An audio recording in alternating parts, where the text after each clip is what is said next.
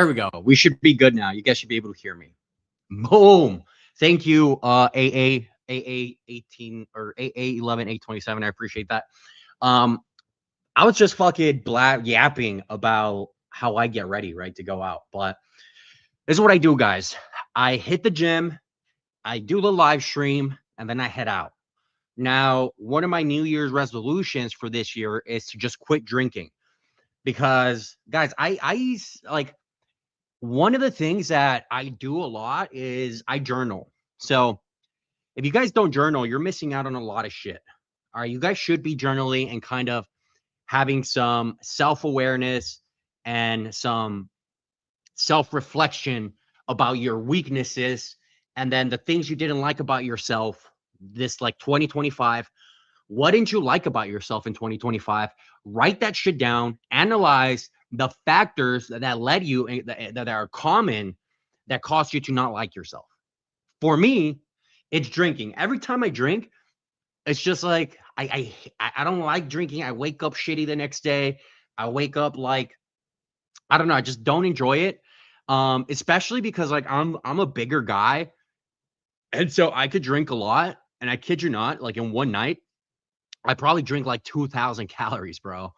And that's fucking insane. That's fucking ludicrous. And before you guys go, like, what are you drinking or whatever? Dude, I'm fucking drinking like vodka sodas and like tequila soda. So that's like less than 100 calories or around 100 calories. Right. And so if I'm drinking that fucking much and I'm going out 3 times a week, dude, I'm consuming 6,000 fucking calories of alcohol. And I'm getting fat and I hate who I am when I'm fucking drunk. I just don't like it. I don't need it. And that's my resolution for this year is to number one, quit drinking, completely cut it out. Because what I realized, guys, is that okay, so this is what I realized, right? So when I go out now, like when I'm out and about, what ends up happening is that I have a lot of fun when I'm out. All right. Like I have a fucking blast. Even on when I'm on my own, like I literally just go out and I make friends. Like I woke up to like a ton of new text messages this morning or yesterday, and they're all like asking me, like, yo, let's hang out again. Like, what are you doing tonight? And they're literally, I kid you not, like a ton of strangers that I met on New Year's Eve. All right. That's cool. And that's awesome. But I don't need to drink to get there. Right. And I want to get like super fucking shredded. Right. And I want to take care of my liver. So that is my resolution for 2026. And I think I can do it. Honestly, I really do think I can do it. Do you play Steal a Brain Rot? No, I don't even know what that is. But that's kind of like my New Year's resolution. It's the first live stream, Friday live stream of 2026. I want to hear your guys' resolution. I asked guys in the community. So if you guys are a part of my community, go ahead and join that. The link is in the description. There's like 100+ guys, and we could all literally go in there. Like we could all just hold each other accountable for our goals in 2026. And I think we could do it. Like honestly, I really do think we could do it. What's up, Sky Roberts? There's a lot of y'all coming in. What's your favorite NFL team, dude? So I'm Hispanic, right? My parents are Mexican. And I'm like the classic fucking Mexican dude that just loves the Dallas Cowboys. I don't love football. Okay, I don't love football. I don't love like sports teams. And I barely watch any sports. The only reason I go out to like a sports bar is so I could like hang out with my friends. That's the only reason.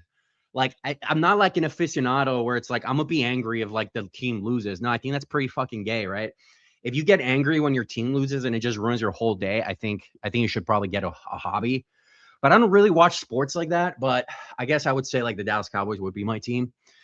But I want to know your guys' like resolutions. Like, tell me, what are you guys looking forward to doing in 2026? I'm actually curious. Like, are y'all looking for a long-term relationship, getting better with your relationships? Do you want to get in better shape? Do you want to make more money? Like, what is it? Right? Because 2025 went by in a blink of an eye. I'll tell you what my New Year's resolution was for 2025. My New Year's resolution for 2025 was to get more or to get 10,000 Instagram followers. And I achieved that. I got right now, I'm almost at 23,000 Instagram followers. So I literally, I like 2x my goal for 2025. And this year, I want to hit 100 subscribers on Twitch and Kick. And then I want to hit 10,000 subscribers on YouTube. So if you guys haven't subscribed, make sure to subscribe. And then I want to hit probably like 100,000 followers on Instagram. So that's my goal. That's my 2026 goal. I'm live streaming like literally 2 to 3 times a week, YouTube videos 2 to 3 times a week. So I'm like putting in the work. So that's my number one goal for 2026. I also want to get big. I want to get pretty shredded, put some workout content out, I guess, get maybe some brand deals, some good shit like that. You know what I'm saying? But that's it. I don't believe in resolutions. Oh, dude, that reminds me. Like one of my bosses, one of my mentors back in the day, in my early 20s, he said something that kind of stuck with me my whole life. All right, this was like one of my mentors. He's super successful, and he goes, he says, Jesse, I don't believe in hope. That's what he said. He's like, I don't believe in hope, bro. And I was like why? But like, everybody has hope, right? Like, think about it. And how many times throughout the day, throughout the week, throughout the year, did you say, I hope this happens? I hope something like this happens. Like, how many times did you say that throughout the year? Right? Think about it. Just think about it for a second. And then my mentor goes, well, if you really think about it, Jesse, hope is just uncertainty. Why? Why would you say, I hope this happens when you can be certain that it's going to happen? Right? Why say, I hope this happens versus I'm certain this is going to happen? And that kind of changed my whole perspective. I mean, I was in my early 20s and like I grew up in a super religious household where like you basically pray for everything, right? Like you're like, I'll pray for this, I'll pray for that. Let's like just hope everything works out. And like you're working hard and stuff, but you never think about certainty. Okay. And that's literally what my mentor said. He's like, why would you hope things when you could be certain about that? Okay. And that to me, I believe in mentors, guys. Like, if you don't have a mentor in your life that's guiding you, whether that's your father, a business mentor, a health mentor, a dating mentor, whatever it is, if you don't have that, you're falling behind in life. All right. Because life is a game of information and application. And that's what mentors do. And so ever since then, when I catch myself saying, oh, I hope this happens, when I catch myself saying that, I'm like, wait a second. Why do I hope it happens? And why am I certain? Why am I not certain that it's 100% going to happen? And that changed the way I approach things. Okay. For example, a lot of the guys that I talk to, right, they're like, oh, I hope she likes me. It's like, why would you hope she likes you? What could you do to be certain that she's going to like you? Oh, I hope I hit $1 million this year. What could you do to be certain that you're going to hit those $1 million? Okay. Instead of saying, oh, I hope I hit it, right? I hope I achieve 20,000 followers, right? That was my goal at the beginning of the year. Sorry, it was 10,000 followers and I'm at 23,000. Instead of saying, I hope this happens, right? God will first, right? God willing first. That's always important. God willing first. And then secondly, what could I do to be certain? All right, I'm going to post every day. And then you tell yourself something different. It changes the whole narrative, right? Instead of saying, oh, I hope this happens, you say, well, I post it every day and I'm certain I'm going to get to my goal. Maybe not today, maybe not tomorrow, but I will achieve that goal. And that's what I tell guys. Don't rely on hope. Be certain about your fucking goals and your actions, guys. All right. What up, Rashen? Good to see you, dude. You're on a streak. Rashen, are you headed out tonight or are you not going out? Let me know. I'll help you out. I believe in goals, just not New Year's resolutions, because why would I wait for a year to end to start working on something I want to? I agree with that. 100%. So the thing about New Year's resolutions, guys, is that it's not so much for majority of people, right? I think for you, what's your actual name, bro? I don't even know what your actual name is. For you, like for most people, a New Year's resolution is the opportunity to get a new identity, right? And so it allows them to leave their old identity behind.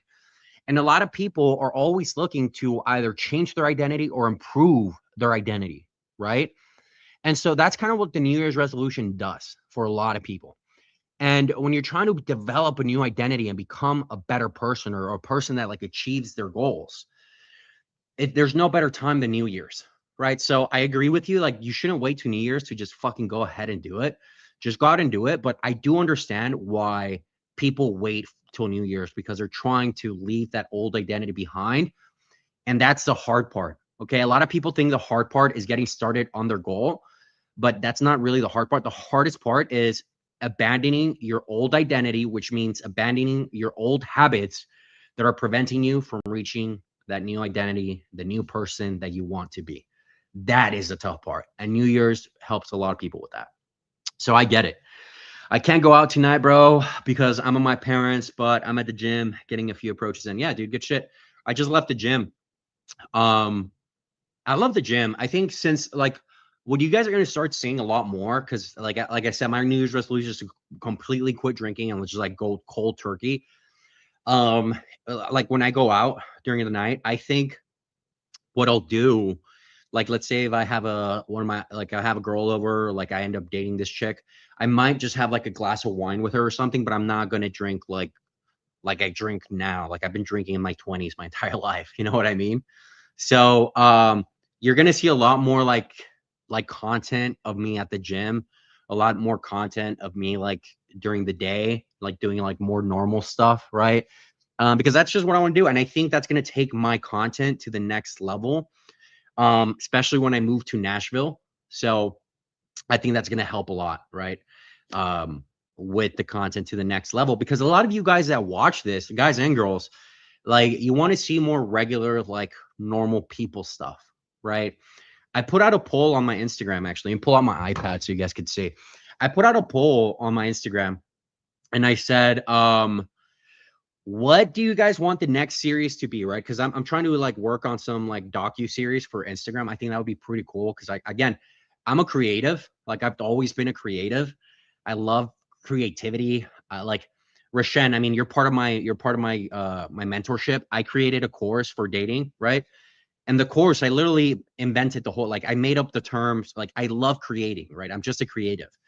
And so that's really what I want to hone in on this year. And that's why I'm doing a lot more content stuff. But on Instagram, if you guys aren't following me on Instagram, make sure to follow me back.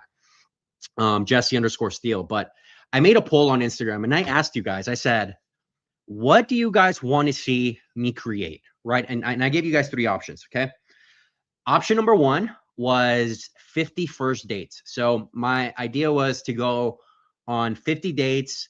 And I was going to try and do it like in a month, right? Or do one date every day of 1 month. And I was gonna kind of like record it right after every date. And see if I could find my long-term girlfriend, right? Like my wifey. So that was idea number one. And I thought that would be cool, right? And I was gonna bring some of my female friends and we're like gonna swipe together. And it was just like they were gonna be on my live stream. We're gonna do a lot of this stuff. So that was idea number one. Idea number two is kind of like very basic, but it's still a lot of fun because you meet a lot of like individuals.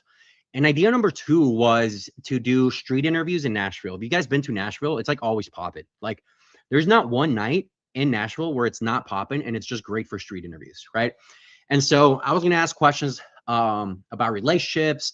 I was going to ask questions to guys why they're out there, what they're looking for, right? And just kind of like really get an insight if you guys are afraid to approach, or if women, if you're watching this and you're getting approached, right? And you get approached, but if you're a girl watching this, do you girls ever get approached by a guy and then you're like, fuck, that was terrible. Like that was so awkward. I hated that, right? I help prevent that, right? I help guys prevent that. And so I was going to do like some street interviews like that and just do like a little docu series, right? And then the third option, this was the most popular one by far. It got like 2/3 of the votes, like 60% of the votes went to this option. The third option was for me to figure out how you can go from just strangers on Instagram to a full date and maybe even a relationship, maybe a hookup, whatever you guys are looking for. And so it'd basically be like cold DMing, like outreach on Instagram. And you guys all voted for that. And so I'm gonna carry that out. I don't know if I could do it with my Instagram though, because my Instagram is basically like tailored from the live streams. And like, to be honest, guys, like you put on a personality on your live streams, right? Like if you guys actually met me in person, Rashan, I think you'll meet me in person soon enough. But if you guys meet me in person, I'm actually pretty calm, right? But you guys would hate watching that. So you kind of put on a character, but overall, it's just like my Instagram. I don't know if that'll work for my Instagram, but we'll just have to see. So you guys voted that one. So that's when I'm attack. I'm actually gonna get a couple of my girlfriends to review my Instagram, and then we're gonna go through like every piece of content that I uploaded on Instagram and see what they think, right? See like what their first thoughts are from my Instagram. And then what I'll do after that, if it doesn't work, my Instagram's too like too crazy for these girls, what I'll do is I'll create another Instagram like fresh with no followers, like build it from scratch, and you guys will follow along in that journey. And so, like I said, I love creating, right? So I might do all three throughout the year, but the one that got voted the most is the one that I'm going to do. So, um, controversial opinion, but identity won't change in a snap without strong catalyst. Yeah, I agree with that. So the thing about identity that a lot of people get wrong is that you don't want to overcomplicate identity. Okay. And I have a whole module in my course about identity, and I think Rashan knows this. I don't know if you're part of my community, but identity comes down to a few things. Okay. It comes down to your values, right? If you cannot write your values on a piece of paper, you cannot have an identity. You have to know your values. All right. You have to be able to write them on a piece of paper, and then nothing can sway that identity, because then that means you're fickle, right? That means you're a pushover identity wise. That's how it starts. The second part of it is building habits around that identity. If you're not able to develop habits around that identity, you're not really congruent with yourself. And that might lead to hating yourself. That might lead to just cognitive dissonance, because you're acting different from what you stand for. And that causes a lot of dissonance internally, right? A lot of like chaos internally for your identity. So yes, most of the time to change your identity, it does require a catalyst that is going to impact you, that's going to leave almost like such a hard mark, that's going to drive you, that's going to really help you internalize that drive. Because it's easier said than done, right? We're all emotional, we're all humans, we're all fickle, but I agree with that 100%, man. Most people need to constantly do something to break through that initial resistance in any endeavor. Resistance, there's this book, I forgot what the name of the book was, but there's this book that talks about resistance, right? Let me find it for you guys. But this book talks about resistance, and he says, like, write down your goals, right? The author says, write down your goals, bam, bam, bam, you're writing your goals. And every time you feel that something is deviating you from pursuing the action that's related to you achieving that goal, that's resistance. And then as you write these things down and you start internalizing them, you start kind of either facing them, like going head first, facing them, or you just avoid those venues, or kind of like you avoid that, whatever is causing you to not take action for your goals, right? I'll give you one example. So for me, dude, I've been working out since I was 15. Like I been working out for so long, literally over a decade. And in my mind, it's just sometimes I'm not motivated to go work out, right? Like I'm just not motivated to go and work out. And so if I sit in my car too long, right? If I sit in my car for more than a minute when I get to the gym, because I procrastinate because I don't want to do it. So I sit in my car and I'm like, oh, I don't want to go. And I have to convince myself to go. The longer I sit in my car, the shittier my workout gets. Okay. So that's resistance. That's what resistance is materializing as.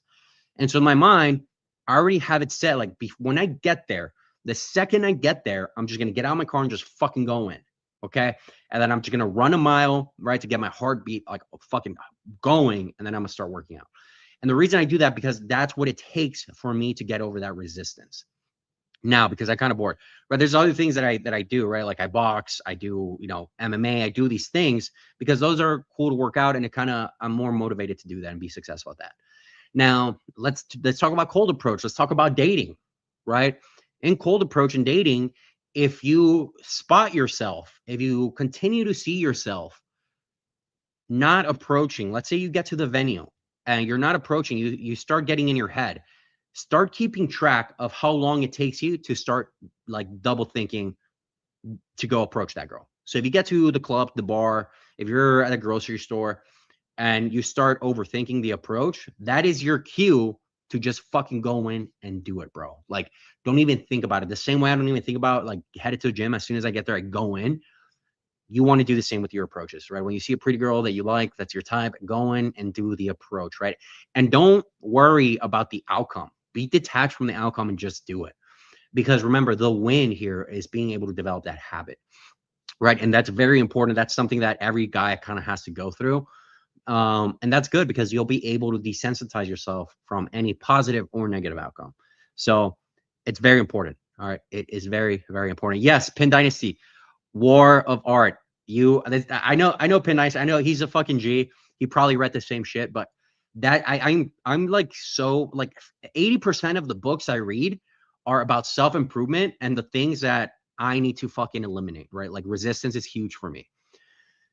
And then the other 20% are like conspiracy theories on Joe Rogan podcast. Like the other 20% is like the pyramids, right? And like there's a bunch of fucking like conspiracy theories about bullshit. So it's like 80-20, but 80% of the shit I read is to become a better man as a whole. And I think every guy that's like how it should be. I never read any like fiction novels. I think when I was young, I read the entire series of like Artemis Fowl, which is like a cool series for like elementary schoolers. And then I never read again. After that, I read like uh I didn't read anything. I read like all my history books that I had to, like mandatory readings. But after that, I just started reading like nothing but self-improvement. I think that's what most guys are missing. But yeah, War of the Art, that's what it's called. That's a great book called about, it just talks about resistance, how you could overcome resistance, how resistance materializes in your day-to-day life, stuff of that sort. It's been a while since I read it, but on my phone, I have like a album. And before like I go to sleep, like sometimes I just have an album on my phone, like a collection of screenshots of these ebooks, right? And just things that talk to me. So I just go through those screenshots occasionally of things that really resonate with me, and it kind of reminds me of it, right?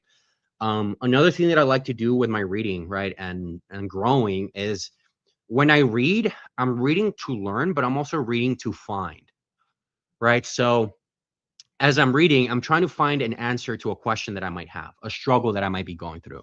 So I'm reading with a purpose, right? And so sometimes I end up reading like 2 chapters out of the book, and then I'm like, okay, now it kind of takes me down a rabbit hole. So if you kind of like suck at reading, uh, people say just listen to audiobooks, and yes, I agree. Like audiobooks is better than nothing, but nothing is gonna beat, absolutely nothing is gonna beat you actually sitting down and like reading. Nothing is gonna beat that. I'm a huge advocate of that. Like if you actually sit down and actually go through the reading, it's gonna be huge. And so read with a purpose, right? Like if you guys have something that you're struggling with, start looking for those answers in those books. And that's gonna be huge. The way I found that out is because let me tell you guys a funny story. When I lived in Washington, DC, like I'm a huge like history nerd, right? If you guys didn't know this, like Martin Luther King Jr., he was a bigot. Like he was a civil rights activist, but he hated gay people. Like if you look at the letters he was writing to people, if you look at his biography, like actual stuff at the National Archives in DC, you'll see that he was like all men are created equal except for like gay people. That's basically what he was saying, right? And I'm always seeking knowledge, right? And once you read this, you truly understand like how the world works. So, dude, you have to go out there. You have to invest in getting better. Same thing with women. Like, how to manipulate women. You got to do the same shit, right? The same thing with women. It's. I don't want you guys to think about manipulation. Like, I hate the just because you get good with your charisma and you start understanding how women communicate. Like, people call that manipulation, dude. It's not manipulating. It's literally just knowing attraction, knowing what makes girls happy, like being able to communicate with them. Okay. That's what you want to do. All right. Rashen says, one thing I notice is I don't tease enough when I talk to girls. What are the fundamentals on teasing and how to do it when you're in set? If you can give a few examples, that'd be great. Yeah. So let's take a step back, right? Let's define what teasing is, right? When you talk to girls, like what is teasing? Okay. Teasing is just flirting. Okay. I don't want you to confuse teasing and make it like it's basically synonymous with flirting. Okay. And what flirting is you're playing a game of telling her your intent, of telling her that you like her without directly telling her that you like her, right? That's flirting. And she's doing the same with you. So you're kind of going back and forth, right? You're basically telling her, I like you, but you're not saying those words actually, right? You're just doing it with flirting, and she's doing the same. Okay. That is what tease is. That is what flirting is. Okay. One of the most popular ways to tease a girl is to put her in a frame that she's that chases you. Okay. Girls do this all the time. Girls put you in a chasing frame all the time. You guys don't even pick it up, right? So I'll give you one example. The other night I was talking to a girl and she goes, I don't know what the fuck we're talking about, but she goes, you're gonna have to prove that to me. That's a tease, right? She says, you're gonna have to prove that to me. Basically saying, like, okay, sure, whatever. You're saying whatever. If you like me, prove it, right? That's a tease. She's teasing me about what I'm saying, about what's coming out of my mouth. She's challenging me. And a lot of guys will start qualifying immediately, right? But you want to think, Rashan, of a tease, of a way to challenge what she's saying about the attraction she has towards you. So if she says, oh, I really like your shoes. Oh, really? What do you like about them? Are you lying to me? That's a tease, right? You're challenging what she's saying in regards to her attraction for you, right? And that naturally puts her in the chasing frame. And again, this is like more advanced stuff. The most important thing, guys, when it comes to women and talking to women, the most important thing is that you're able to listen, right, attentively, that you're a good listener, because you can know all of these things, right? You can know all of this theory. You can know all of these theories, but nothing is going to fucking happen if you can't pick it up, right? If you can't pick up on this shit, what's the point? Like, if you can't pick up on these signals, it doesn't matter. It's never going to matter. So you guys just want to be careful on the information overload, because otherwise, yeah, you're there's no point in it. So, Rashan, that's kind of what it looks like, right? Just to be clear, let me know if you understand that, because it is kind of like a complicated concept to grasp, and even more so, do it and pick up on it like live, right? When you're live doing this shit, it's kind of hard to do it. War of Art, how to manipulate women. We already covered that. Yes, just stay to discipline. Think hard for almost all people. Yeah, consistency is tough, dude. Consistency is like the number one thing that causes people to not achieve their goals. I'm speaking from experience. Like, guys, I was so inconsistent with, I still kind of like fall off every now and then with my social media, right? Because like, as a person trying to grow my social medias, I have to be so consistent in what I put out. Like, I have to put out like this amount of content, and I have to stick to it. And sometimes I run out of ideas. That actually, I like these live streams because I actually end up kind of making videos on what you guys ask me. But it's like you have to be consistent, and again, eliminate the resistance, eliminate friction, and whatever your goal is, try to have as little as friction between you and your goal. Okay, that's another thing. All right, dude, I could talk about this shit for fucking ever. Friction. Let's go over friction, guys. All right, class is in session, dog. What is friction? Okay, when you're trying to achieve something, all right, so you want to give yourself as little friction as possible. Okay, if you're trying to get fit, don't sign up for a gym that is an hour away. Don't sign up for a gym that's out of the way when you head to work or when you come back home. Sign up for a gym that's on the way because you're already driving there. There's no friction, right? This is how much I believe in eliminating friction, okay? When I cut down to around 12% body fat, I'm back to 17% body fat because I've been eating a lot for the holidays. I'll cut back afterwards, but when I cut down to like a pretty shredded state, not shredded, but I was pretty fit.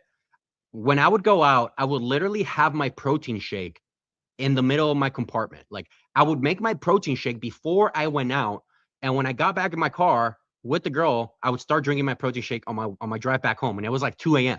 And the girl was like, "What are you doing?" I'm like, "Dude, I have to get my protein fucking macros in." And like, they thought it was the funniest thing, but that's how far I would go to eliminate friction. I had my protein shaker in the middle of my little compartment in the car. That's how far I go. Okay. You always want to eliminate the friction, right? For me, when you guys see me hop on these live streams, could I do them earlier? Yeah, I could do them earlier 100%. Would a lot more of you guys join? 100%, right? If I did them earlier, a lot of you, more of you would join. But that would cause so much friction because it doesn't align with my schedule. The way I have it right now is frictionless because I get out from the gym, hit the sauna, get home, hop on, get ready to go, get in the mood, boom, bounce. So frictionless. Okay. When I do the YouTube videos, my most popular YouTube videos are the ones where I'm talking in my car because I talk while I drive, right? About the video. If I'm going somewhere, it's like frictionless. My camera is already set up in my car. It's like hanging, right? And I'm always making a video. I'm like, oh, dude, I have an idea. Boom, click, film the video, frictionless. Send it to my editor. Bing, bada, boom, done.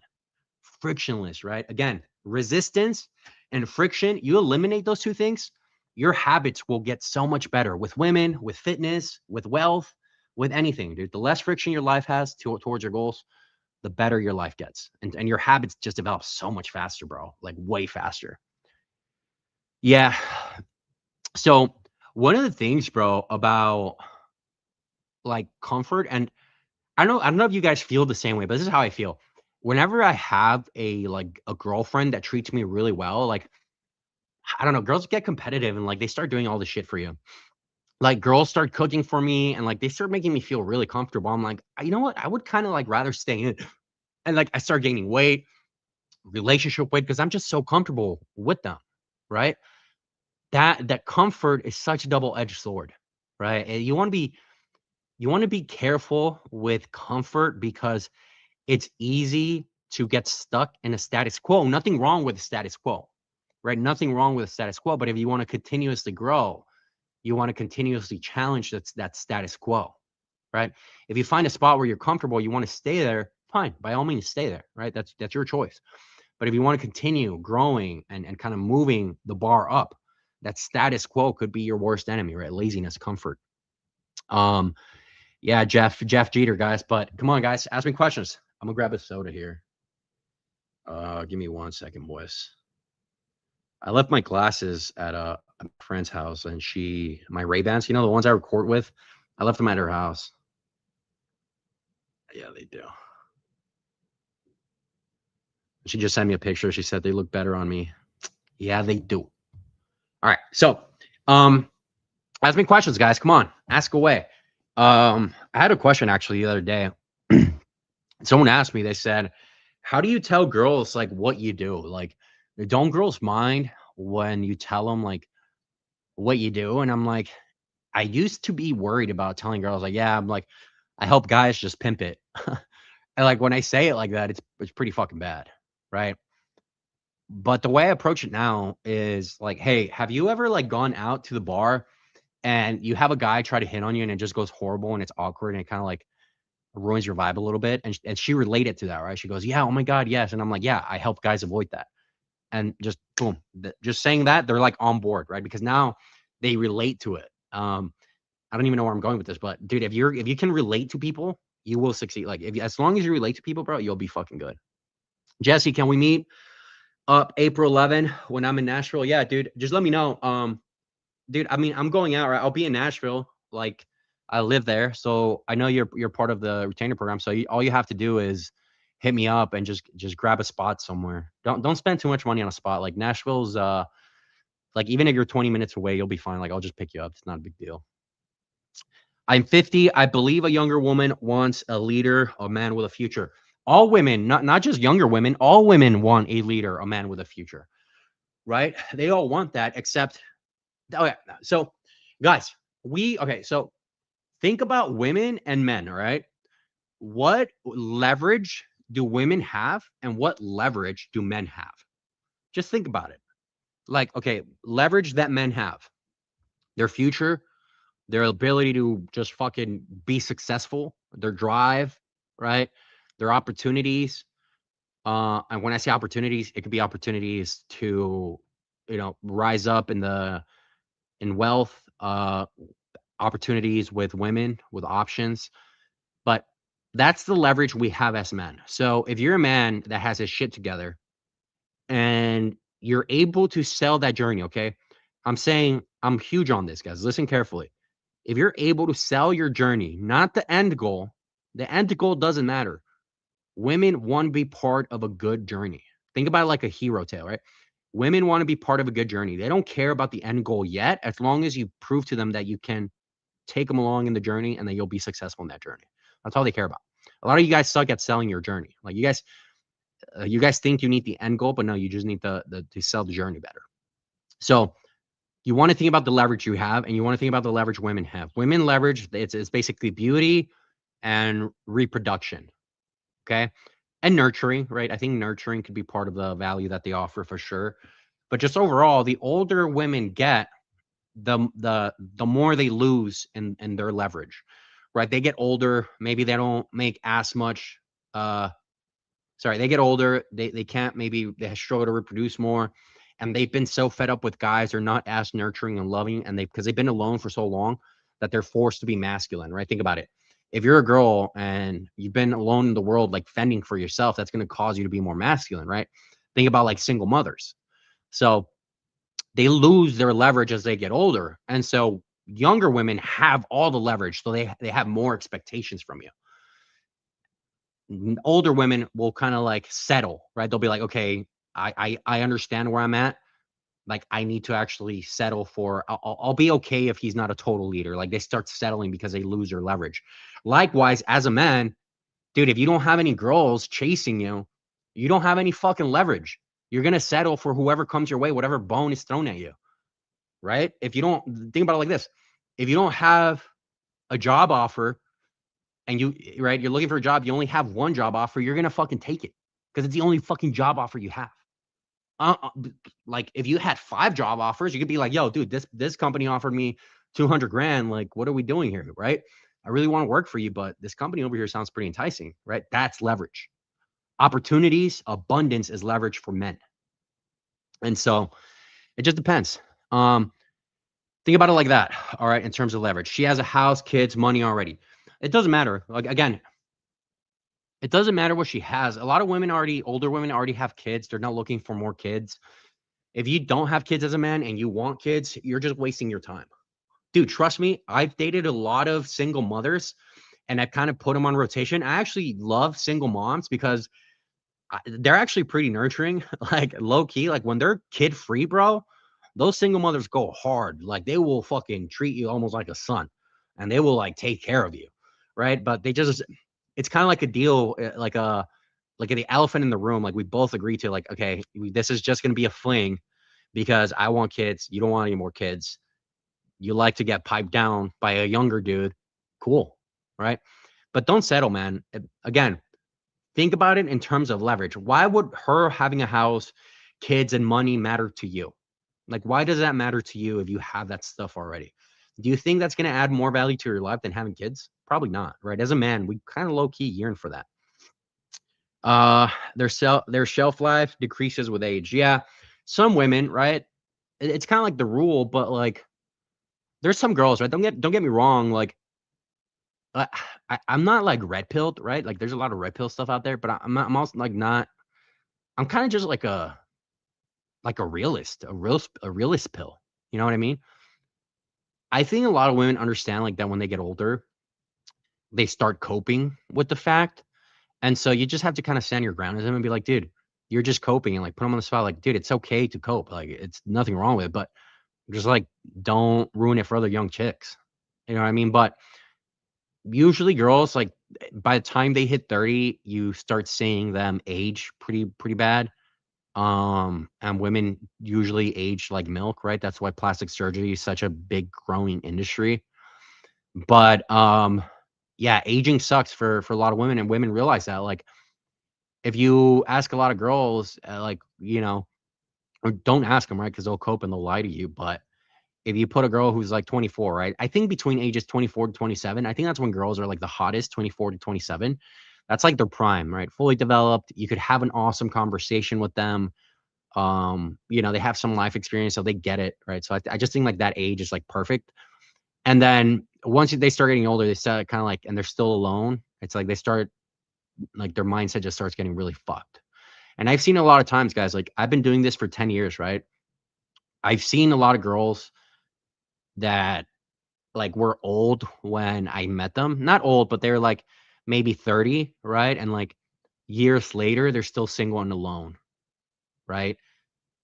The girls that got married is what I dated them young, right? Like maybe when I was 23, she was 20, right? And then 5 years later, now they're married, or like some even got married and divorced. Like I'm telling you right now, guys, and trust me when I say this, out of all the relationships that I've had, very few women are having successful relationships with men. And I see it firsthand. Like I have these girls go get married. Some of them are married, and they still slide into my DMs. That's fucking insane, right? Some other girls, they get married, they get divorced, and then they slide back to my DMs, which is like very weird that they still remember me years later, right? So it's kind of like a double-edged sword. And what I want you guys to understand is that when you think about dating, right, I want you guys to not think about like just hooking up. I want you to be a good long-term partner so women can actually remember you forever. Like, I don't want you guys to just be like a piece of meat, like, oh, I hooked up, and then like you have problems retaining that.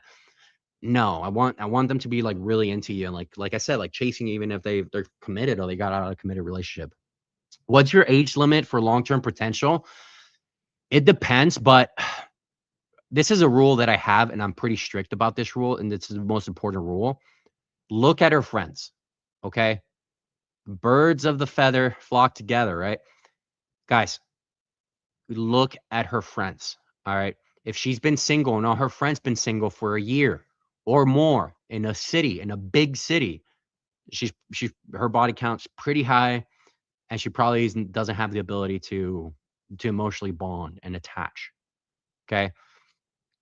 Usually around age 23 in a big city, that's kind of like when it starts going downhill, right? After age 23, they've been single for like a year plus.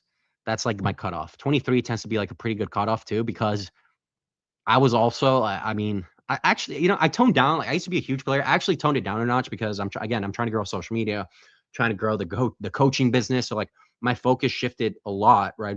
Versus when I was filming infields, right? When I was doing boot camps every weekend, like I had 7-day boot camps, and I was just like super focused on like on that side of stuff.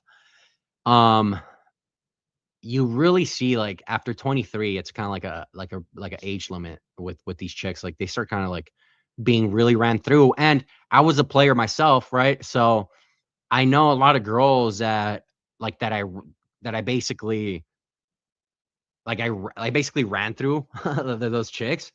And the last thing I would want is for a chick that got ran through by a guy like me. You know what I'm saying? That makes sense. And usually by 23, they already had an experience like that, especially if they're good looking. Like, especially if they're good looking. You guys don't understand how many options these girls have. Okay. There's so many moving parts when it comes to relationships, too. Like, if she has 3,000 or more followers, dude, even I would go as far as even as 1,500 followers or more. Her DMs fucking insane. And I know because I've sat down with these girls, right? Like we're laying down, and I'm like, "Yo, show me your Instagram." Like, how crazy is it right now, right? And I kind of toot their horn, right? I'm like, "Damn, how did I get so lucky to be the one out of all those guys in your DMs?" Right? I just see their horn, like whatever. And so it's just funny that they show me this, dude. I'm telling you, guys, there's so many simps out there, so many simps. It lowers your value, like if like not just you specifically, right? Not anyone specifically, but like the value of men in general, just it gets lower because there's so many simps. And you look at any girl's DMs, it's just like that. The cutoff for me is 23. It's very rare that I make an exception, and I understand why Leonardo DiCaprio's cut age is 25. Like I get it. Like once you've been around, like you know this stuff, right? There's very few exceptions. Like there's girls that I met that have had like a series of long-term relationships, like 1 or 2 or 3 long-term relationships, or girls that are truly homebodies, right? Where I go out, for example, you go to like a big concert, right? And you go out and then you meet like these women who like never go out, and they literally just homebodies. All right, they're homebodies. And sure, they might have a guy like that they're dicking down on the side, like sticking him down on the side, like whatever. But overall, like those girls are obviously better than the average girl you'll meet out and about. All right. And one of the things that I want you guys to understand is like, well, what about like going out during the day and stuff like this? Is like, dude, like fucking horse need groceries too. Like, don't label a girl's purity based on where she hangs out. That's how you get played, because you expect something out of her and you're already making her to be someone that she hasn't proven herself to be. And then you just make this assumption, right? It's kind of like going to church to meet a girl. That's kind of like not how it works. Now, I'm not judgmental. Like if and I tell this to girls all the time. It's like if you're a whore in the past, like I'm not gonna judge you for it, but I'm also not gonna marry you, right? I'm not in a position to like judge you because I'm not judgmental at all. Like I'm the least judgy person you ever meet, but I'm also like doing what's best for me. You know what I mean? So I kind of like that. Like I start almost playing like a dad role for them and like building a lot of comfort. Like they feel really comfortable sharing their stories with me. And Yeah, it's just like I'm super straight up with my girls. If you guys see my text, I'm super straight up. I'm like, hey, like we're like I'm not. I have no intentions of being long term with you, but I do enjoy my time. If you want to keep hanging out, that's cool with me. If not, I totally get it. And they're cool with it. Like girls are so cool with it. If you're super upfront, there's no reason for you to try to lie to them. But yeah, that's my age limit, bro. That's a good question. Again, it depends for every man, right? Those are just my standards, and like I know a lot of guys who are maybe a little bit more liberal, right? A little bit more accepting, and they're okay putting up with a girl who has like a body count of like 100. Like I'm serious, right? I mean, you see these porn stars who date other porn stars in the industry, like it's normal, right? And I wish everyone the best. Right? I'm not here to say, oh, I told you so. Like whatever. I really don't give a fuck, dude. We're all gonna die at the end of the day. Like, might as well live your best life. Yeah, 23 for me is it. But again, it depends, dude. It depends on like the girl, right? Because again, there's one ex that I had that I remember vividly, right? And she was a really good. I think she's 28 now. She's 28 or 29, but she's a really good girl. Like she never goes out. She's always hanging out with her parents, like putting in family time. But she doesn't put herself out there, and she doesn't dress like a slut. Like she has like 300 followers, and but she's just naturally beautiful, right? But she does. It's kind of like she doesn't know she's beautiful. So there are women out there who are older that could be an exception. They're just way harder to come across, and like you almost technically have to do like door to door knocking to like kind of find these chicks. Like that's how rare they are. It sounds kind of crazy, but that's how rare they are. But it is possible, man. You just really, again, it goes like you really have to approach every girl that you're attracted to.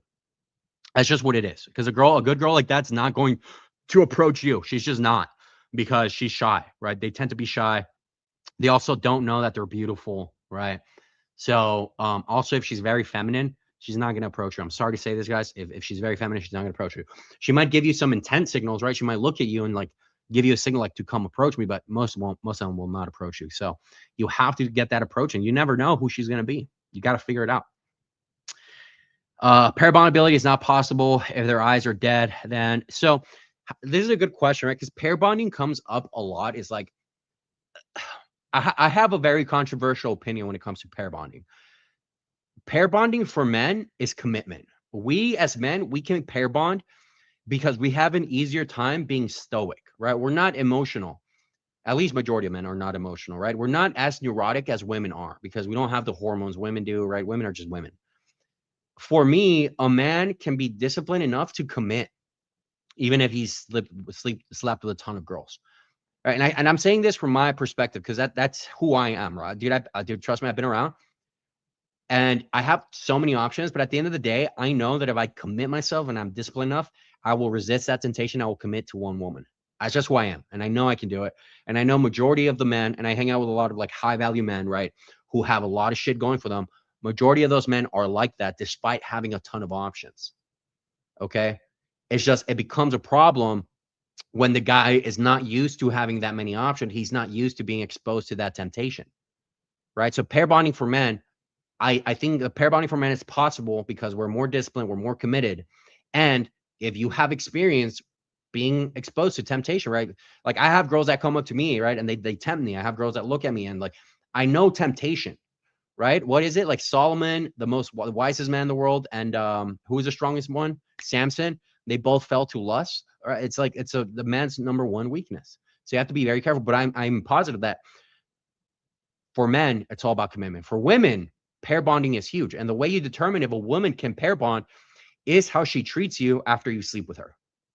Okay, so like let's say you're you're talking to this girl and you guys hook up the first night you meet her, and then she's like super attached to you after that. She still has the ability to pair bond, right? Because she's attached to you. Now, let's say she takes forever to text you back, or she doesn't, you know what I mean? And you're the one kind of chasing it. She lost the ability to pair bond, right? She doesn't have that. So it's more about how she behaves after the fact. Because for me, it's kind of hard to tell, like, oh, she just sleeps like easily with all guys, because once you develop a certain level of skill, basically every girl is going to be wanting to hook up with you, right? When you develop a certain level of skill, when you develop a certain level of status, right, like A-list celebrity, right? When you develop a certain level of wealth, like, and you still have a good combination of all three or looks even, women will want to sleep with you. Like no matter what, they will want to sleep with you. And so, I've been there. I'm speaking from experience. And so you want to be sure of how she behaves after the fact. Okay. All of my, like, I rarely make a girl my girlfriend. I probably made 3 or 4 girls out of hundreds my girlfriend. All right. And one of my requirements for me to actually make them my girlfriend is they have to really show their intent and chase me. Right. Like every single one of my girlfriends, when I talk to them, they're like, I was really scared that you weren't going to text me back. Like I really wanted you to text me back. Like I never do that. Like I was actually afraid that you were going to text me back. Like that level of emotional commitment. Right. And you kind of test them a little bit. There's more that goes into it, but you want to be careful because women sell purity, dude. You want to be very careful. Women sell a lot of purity. That's quite young, but benefits are that they still have a few attractive years left in them. Well, this is, guys, attraction. I mean, yeah, attraction is pretty. Guys like to think attraction is subjective, but I think physical attraction is objective. I don't care what people say, right? I think physical attraction is objective. I really do. Like if she, like, I don't know, if she just built well, right? She's got beautiful facial features like that. I think it's objective. I really do. However, the feelings you develop for someone are subjective, right? Like you might fall in love with a girl because you guys just, she just treats you better. It's fine, right? Girls have types too. And so you develop that subjective look. But overall, I think once you find when you're like deciding whether like if you want to be with a chick long term or not, my dad used to say always look at their mom, right? Always look at their mother so you could see what she's gonna look like 10 years from now or like 20 years from now. So I kind of do that, right? But overall, you really want to see how she behaves when you under scrutiny, right? Under stress. Is she there through your thick and thin? Right? Because I know a lot of guys who meet girls when they're wealthy and they get to the top already. And it's easy to love someone who's wealthy, guys. It's easy to love someone who's already an Olympic gold champion. It's not easy to love someone who's training to be an Olympic gold champion, right? It's just not easy. It's easy to date the CEO once you become CEO, but when he's climbing to be CEO, it's not easy to date that person. And so you always want to hide your worth, your net worth, right? You kind of want to hide these things just so you could see their true intention and you see how long they stick around. Because that's going to be massive. That's going to be massive for you guys. And I wish more guys understood this because I've seen guys lose a lot of money, a lot of assets when it comes to stuff like this. And I think everybody watching right now, most of you guys are pretty young, but I talk to guys who are in their 40s, 50s, 60s, even 70s, right? The average life expectancy of men, I think, is 76 years old. I talk to men that are basically at the end and they're like, they've got fucked over. They never figured it out. And it's just sad to see because it's such an easy skill to have and fix. It really is. But you just need that guidance. And some guys their ego is just like, it's just too strong to figure it out on their own. Like, I don't know what to tell them. How do most men have low body counts, whereas women have high? Is it just small percentage of guys? Yeah. I'll tell you guys a funny story. So when I lived in Scottsdale, one of my buddies, he lived in Scottsdale, but he like left to Argentina for like 3 months. Right. And then I was living in Scottsdale. And when he came back, he was like showing me, he's like, oh, dude, I'm going on a date with this girl or like, and we were just like sharing. Right. And I kid you not, dude, like 2 or 3 girls were girls that I had already hit. Right. That they were in my rotation in the past, like the 2 or 3 months. And so, yes, the guys at the top are 100% sleeping with majority of women. And I'll give you another example on an extreme because the extreme is always visible, right? Extremes are always visible. That's why there's a loud minority. Loud minorities are usually at either extreme, okay, of the tail end. And so when you look at celebrities, right, and you think, well, why are these celebrities sleeping with the same women? Why are they passing around the same women? That's why, right? Because those women are used to only dealing with those men. That's all they want. That's all they'll accept. They won't sleep with a bum. And you as a guy, if you're at that level, you don't give a shit. You're just fucking passing her around. Like, you're not going to marry the chick, right? You're just fucking whatever. You don't care.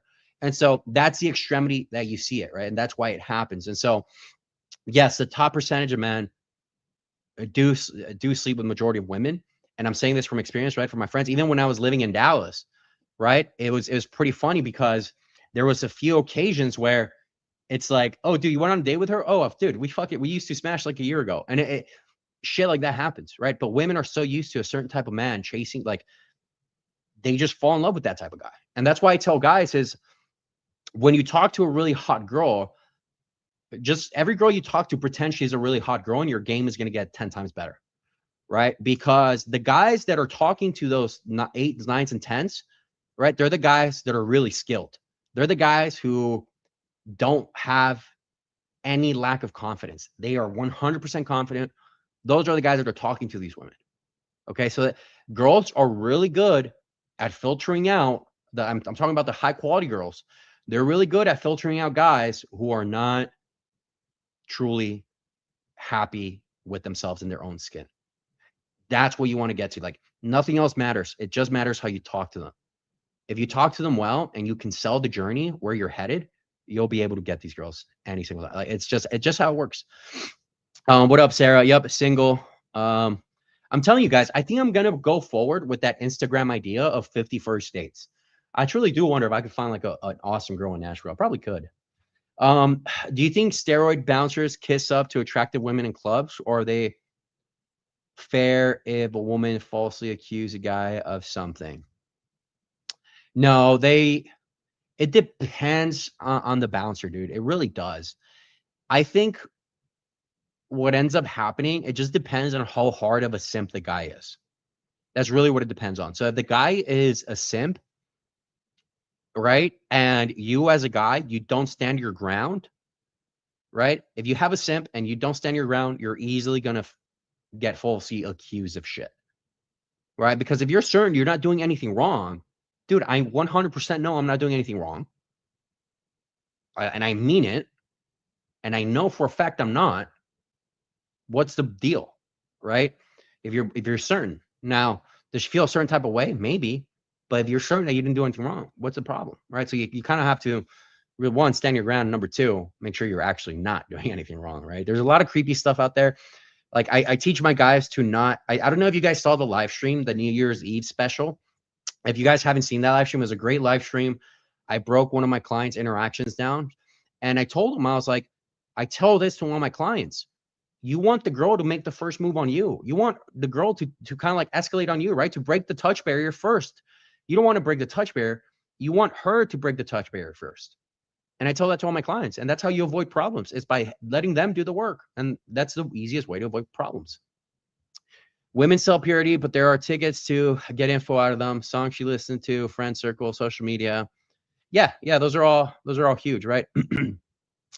I will tell you something though, like maybe I haven't been to Europe enough, right? So if there's any Europeans, let me know. But one thing that I kind of like figured, like sort of, is European women, they're more promiscuous because sex is like less taboo, but they're also way more feminine, right? And I'll give you, like, if you go to Europe, you'll see more girls, for the most part, at least when I've been there, wearing skirts and dresses and just dressing more feminine, but they still get around more, right? So it's kind of like, it's kind of weird, but I do think that it's just more accepted. And I think European men have no problem marrying or dating like a promiscuous. I don't know. I could be wrong. Fuck it. I don't fucking know. I also wish women understood this too. You're never going to find a woman. You are not a celebrity, bitch. Thanks, Sarah. Appreciate it. Sarah, it's not about selling things. It's about being true. I think guys need to get guard down and see who women are for themselves instead of putting an act on. I agree. I don't think guys should be putting an act on at all. Like, I really don't. However, majority of, if the world was fair, then fucking, what is that saying? If nuts and bolts were all right or whatever. That's just not the case, right? When a girl likes a guy, she's going to try to put her best foot forward. And you as a guy, you need to understand that. You need to understand, again, that she might not be her real self. She might be hiding some things because she doesn't want to feel judged. And that's normal. So you as a guy, your job is to not make her feel judged. And that's how you're going to get the truth, right? So again, you develop that skill set. Like, for example, that's part of the reason why I'm not judgmental at all. Because once you start judging whatever, right? Let's say you judge, I don't fucking know. Let's say you judge cars, right? Let's say you're a car guy and you judge other people's cars just because you do. Like, oh, look at that car. Look at the spec on that car. It's pretty shitty, right? Once you start developing that judgmental feeling, you it starts spilling to other areas of your life. Okay. And so women pick up on that easily if you're judgmental, and it'll also show on your expressions. So if you express yourself, right, you start expressing yourself, and she says something that bugs you, or she's sharing a story, and like you express yourself with it, and you react to it, they're gonna pick up on it, and then they're gonna start like selling purity. So again, the best way to do is to like not be judgmental. Not being judgmental doesn't mean being stupid. All right, they're not mutually exclusive. You have to absolutely have to be smart about who you pick for your like long-term relationship.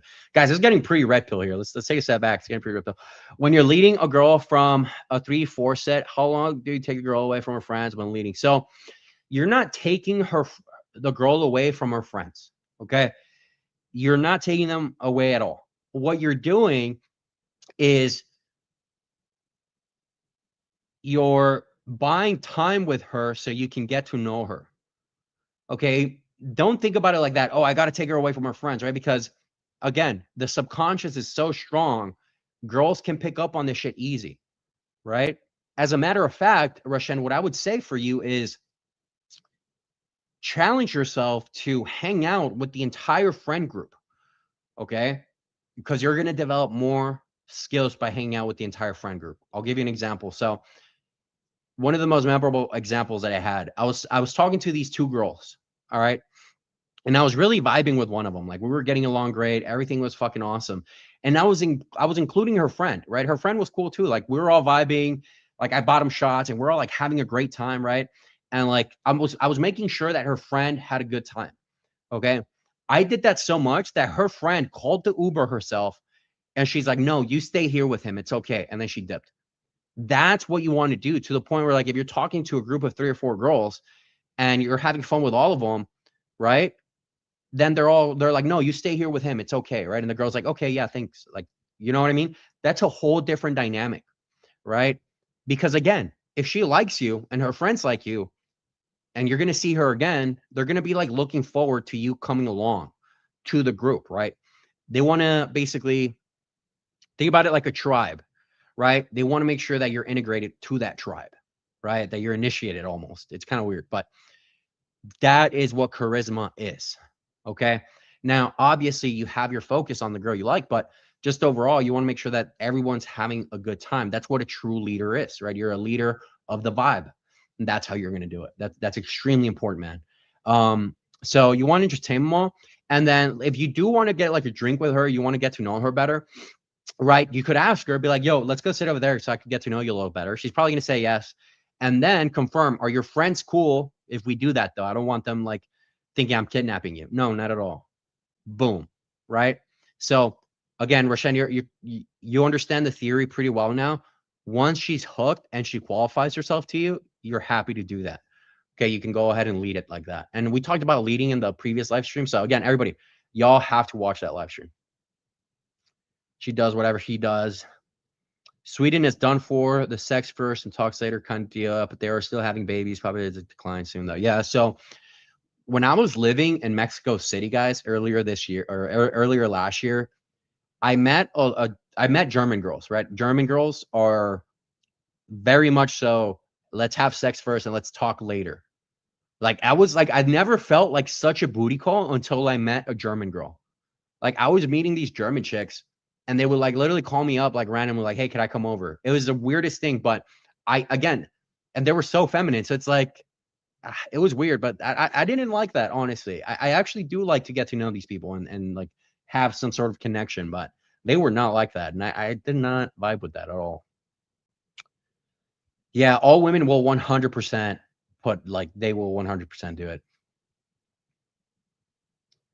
Yeah, so that's Sarah, you're proving my point exactly, right? You're exactly proving my point. What I want guys to avoid, I want them to avoid that act. I want the girl to go straight into being herself so guys can avoid any trouble.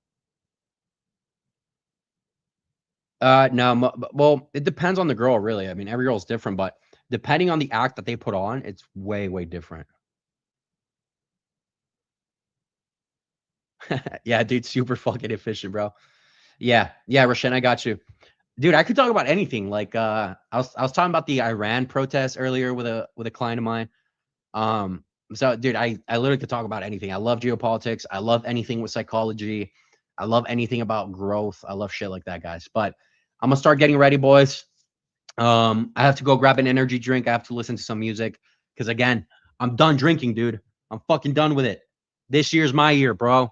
If you guys haven't, like and subscribe, guys. Follow me on Instagram. That's like where I post most of the stuff. Stay tuned. I'm about to move to Nashville and we'll talk, guys. We'll see you on tomorrow's live stream. Tomorrow's live stream, Brandon is going to do it. If you guys are not familiar with who Brandon is, he's my co-founder of the coaching company, but he's also kind of like one of my really good friends. So make sure you watch tomorrow's live stream. I won't be on it, but he will. So we'll see you guys tomorrow. All right. Thanks for joining, guys. Love you all.